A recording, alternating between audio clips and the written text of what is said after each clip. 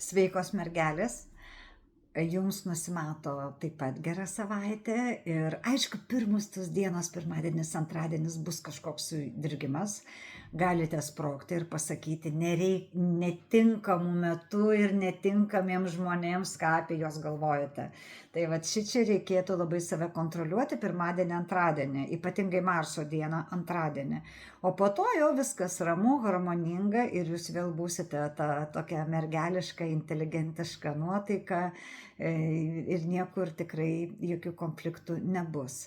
Na, noriu pasakyti, kad veikloje, darbe, ką besimtumėt, ar pyragą keptumėt, ar dirbtumėt labai atsakingose pareigose, viskas eisis kaip iš pypkės ir būsit įvertinti, smagus, džiugus ir nusimato tikrai rezultatyvi savaitė, nes labai svarbu, kai tu dirbi, rezultatas ypatingai jum, kai jūs labai preciziškai, labai daug įdedate energijos ir jūs norite tos atgalinio rezultato.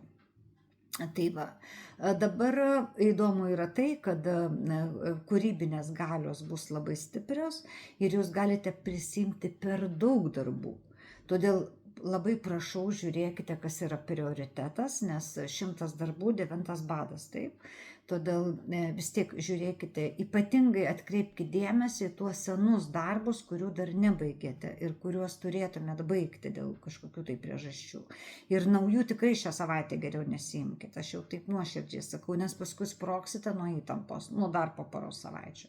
Taigi, brangieji, neužmirškite mūsų palaikyti ir būkit malonės mergelės, paspauskite patinka, prenumeruokit kanalą, spauskite stebėti ir iki kitos savaitės pasimatysim, o aš jums linkiu švenčių progą, daug laimės, meilės, sveikatos, turtų ir būkite laimingi ir labai gražių švenčių. Ate.